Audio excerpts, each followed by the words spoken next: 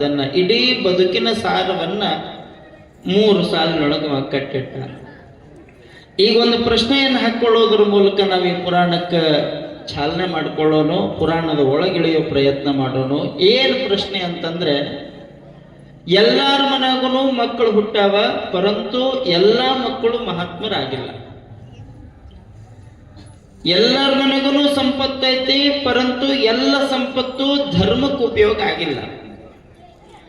ಎಲ್ಲಾರ ಮನ್ಯಾಗೂ ಮಕ್ಕಳದಾವ, ಒಬ್ಬರ ವಿಶ್ವೇಶ್ವರ ಈ ನಾಡಿಗೆ ಸಿಕ್ಕಿದ್ದು, ಒಬ್ಬರೇ ಸುಭಾಷ್ ಚಂದ್ರ ಬೋಸ್ ಈ ನಾಡಿಗೆ ಸಿಕ್ಕಿದ್ದು, ಒಬ್ಬರೇ ವಿವೇಕಾನಂದರು ಈ ನಾಡಿಗೆ ಸಿಕ್ಕಿದ್ದು. ವಿವೇಕಾನಂದರ ನಂತರ ಮತ್ತೊಬ್ಬ ವಿವೇಕಾನಂದನನ್ನು ನಾವು ನೀವು ನೋಡಕ್ಕಾಗಿಲ್ಲ. ಒಬ್ಬನೇ ಶರೀಫನನ್ನ ಈ ನಾಡಿನೊಳಗೆ ನೋಡಿದ್ದೇವೆ, ಒಬ್ಬನೇ ಕಡ್ಕೋಳ ಮಡಿವಾಳಪ್ಪನನ್ನ ಈ ನಾಡಿನೊಳಗೆ ನೋಡಿದ್ದೇವೆ, ಸಾಧಕರನ್ನು ನೋಡಿದ್ದೇವೆ, ಸಾಧಿಸಿದವರನ್ನು ನೋಡಿದ್ದೇವೆ. ಆದ್ರೆ ಒಬ್ಬೊಬ್ಬರನ್ನ ನೋಡಿವಿ, ಇನ್ನೊಬ್ಬರಂತವ್ರು ಆಗಿ ಹೋಗ್ಲಿಲ್ಲ. ಏನಿರಬಹುದು ಕಾರಣ? ನಾವು ನಮ್ಮ ಮಕ್ಕಳಿಗೆ ಎಲ್ಲ ತೋರಿಸ್ಕೊಂತಾನೆ ಬಂದೇವಿ. ಈತ ವಿವೇಕಾನಂದ, ಈತ ಗಾಂಧಿ, ಈತ ಸುಭಾಷ್ ಚಂದ್ರ ಬೋಸ್, ಈತ BR ಅಂಬೇಡ್ಕರ್, ಈತ ಸಾಹಸಿ, ಎಲ್ಲರನ್ನ ಭಗತ್ ಸಿಂಗ್ನನ್ನು ತೋರಿಸ್ಕೊಂತಾನೆ ಬಂದೇವು. ಖರೆ ನೀನು ಭಗತ್ ಸಿಂಗ್ ಆಗುವಂತ ಯಾವತ್ತೂ ನಾವು ನಮ್ಮ ಮಕ್ಕಳಿಗೆ ಹೇಳಿಲ್ಲ. ಹೇಳಿದ್ರು ಅವು ಆಗಿಲ್ಲ. ಈಗ ನಿಮಗೆ ತಿಳಿಯುವಂಗೆ ಹೇಳೋ ಮಾತು ಅಂತಂದ್ರೆ, ಎಲ್ಲಾರ ಮಕ್ಕಳು ಕೂಡ ಗೌರ್ಮೆಂಟ್ ನೌಕರಿ ತಗೊಂಡಾರ, ಹೋಗ್ಲಿ.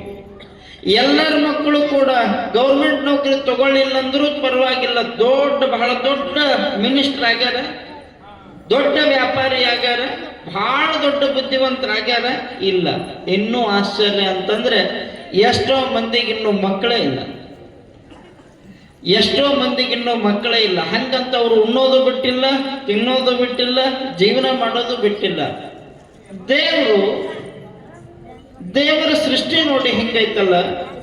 ಪ್ರತಿಯೊಬ್ಬರ ಮನೆಗೂ ಉಣ್ಣಾಕ, ತಿನ್ನಾಕ, ಉಡಾಕ, ನೆರಳಿಗೆ ಎಲ್ಲ ಕೊಟ್ಟಾನ. ಆದ್ರೂ ಒಂದು ಚಿಂತೆ ಬಿಟ್ಟಾನ, ಒಂದು ಹೊರಗಿಟ್ಟ ಬಿಟ್ಟಾನ. ಏನಿದ್ರೂ ಬಿಟ್ಟಿಲ್ಲ. ಮಕ್ಕಳಿದ್ದವ್ರಿಗೂ ಚಿಂತೆ ಬಿಟ್ಟಿಲ್ಲ, ಮಕ್ಕಳು ಆಗದೆ ಇರೋರಿಗೂ ಚಿಂತೆ ಬಿಟ್ಟಿಲ್ಲ. ನೆಮ್ಮದಿಯಿಂದ ಅದೀವಿ ಅಂತ ಒಬ್ಬರ ಹೇಳ್ಕೊಳ್ಳೋದು ಭೂಮಿ ಮೇಲೆ. ನಮಗೇನು ಚಿಂತೆ ಇಲ್ರಿ ಅನ್ನೋರು ಒಬ್ಬರೇ ಸಿಗ್ತಾರೆ. ಸ್ವಾಮಿಗಳಿಗೂ ಚಿಂತೆ ಐತಿ, ಭಕ್ತರಿಗೂ ಚಿಂತೆ ಐತಿ, ಕೆಲಸ ಮಾಡೋರಿಗೂ ಚಿಂತೆ ಐತಿ, ಮಾಡದೇ ಇರೋರಿಗೂ ಚಿಂತೆ ಐತಿ. ಒಟ್ಟ ಒಂದ ಮಾತನಾಗ ಹೇಳೋದು ಅಂದ್ರೆ, ಅಳೋ ಕೂಸಿನಿಂದ ಹಿಡಿದು ಆಳುವ ಮಹಾರಾಜನವರೆಗೂ ಚಿಂತೆಯೊಳಗ ಸಾಯಕತ್ತವ ಹೊರತಾಗಿ ಅವು ಒಂದಿಟ್ಟು ಭಗವಂತನ ಕಡೆ ತಮ್ಮ ಚಿಂತನವನ್ನು ಮಾಡುವುದರೊಳಗ ಯಾವ ಮನಸ್ಸು ಮಾಡಕತ್ತಿಲ್ಲ. ಚಿಂತೆಗೂ ಚಿಂತನಕ್ಕೂ ಬಹಳ ವ್ಯತ್ಯಾಸ ಐತಿ. ಇದಕ್ಕೆ ಮೂಲ ಕಾರಣ ಏನು ಅಂತಂದ್ರೆ, ಗಳಿಸಿರುವಂತಹ ಪುಣ್ಯ. ಸ್ವಲ್ಪ ಆರಾಮದೇವಿ, ಏನೂ ತೊಂದರೆ ಇಲ್ಲ, ನಾಳೆ ಬರುವ ಸಮಸ್ಯೆ ಇವತ್ತ ಪರಿಹಾರ ಆಗತೈತಿ ಅಂದ್ರೆ ಹಿರಿಯರು ಮಾಡಿಟ್ಟಿರುವಂತಹ ಪುಣ್ಯ.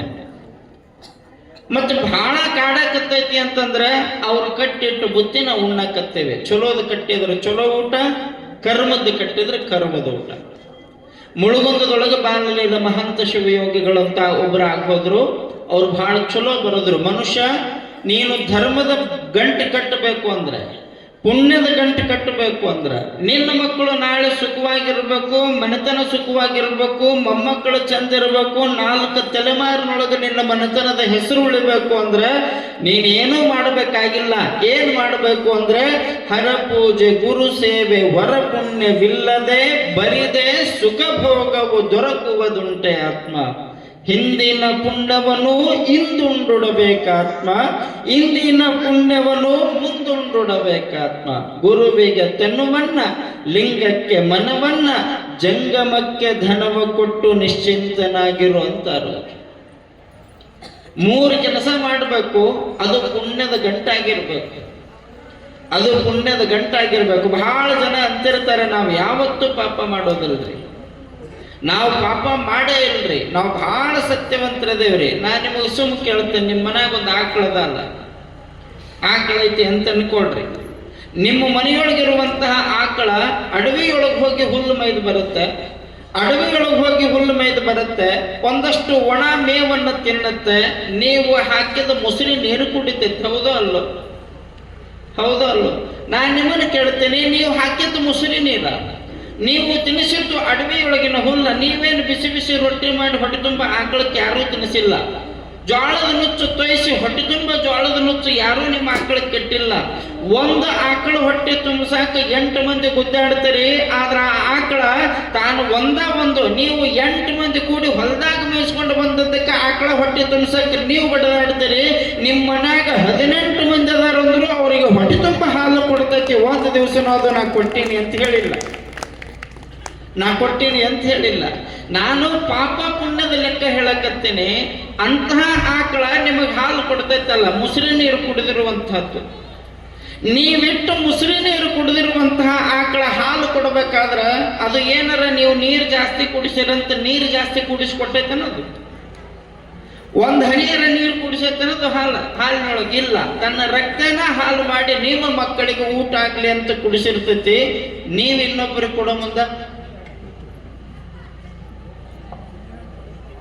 ನೀವು ಬೇರೆದವ್ರಿಗೆ ಕೊಡೋ ಮುಂದೆ ಗಟ್ಟಿ ಹಾಲು ಹೆಂಗದಾವ ಹಂಗ ಕೊಡ್ತೀರ? ಅದ್ರಾಗ ಒಂದಿಷ್ಟು ನೀರು ಕೂಡಿಸಿ ಕೊಡ್ತೀರಿ. ಇದ್ರಾಗ ಪುಣ್ಯ ಯಾರ್ದು, ಪಾಪ ಯಾರ್ದು? ಏನೂ ಪಾಪ ಮಾಡಿಲ್ಲ ಅನ್ನೋರು ಅರ್ಥ ಮಾಡಿಕೊಳ್ಬೇಕಾದ ವಿಚಾರ ನೋಡಿ. ಅದು ಸುಮ್ಮನೆ ನಿಮಗೆ ಹಾಲು ಕೊಡ್ತು, ನೀರು ಕುಡಿಸ್ಲಿಲ್ಲ. ನಿಮಗೆ ನೀರು ಕುಡಿಸಿ ಮೋಸ ಮಾಡಬೇಕು ಅನ್ನೋ ಬುದ್ಧಿ ಅದಕ್ಕೆ ಬರಲಿಲ್ಲ.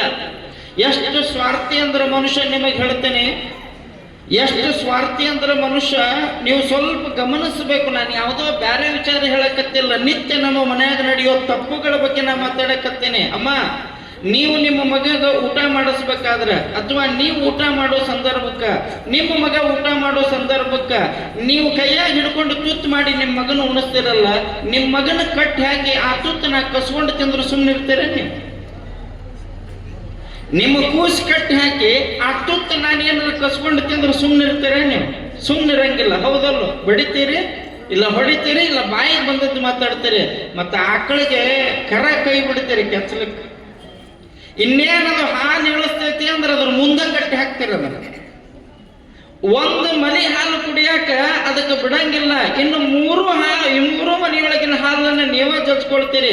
ಹಾಲು ಕುಡಿಬೇಕಾದ ಕರುವನ್ನ ಮುಂದೆ ಕಟ್ಟಿಟ್ಟು ನೀವು ಹಾಲು ಹಿಂಡ್ಕೊಂಡಾಗೂ ಕೂಡ ಆ ಆಕಳಕ್ಕೆ ಸಿಟ್ಟು ಬರಂಗಿಲ್ಲ.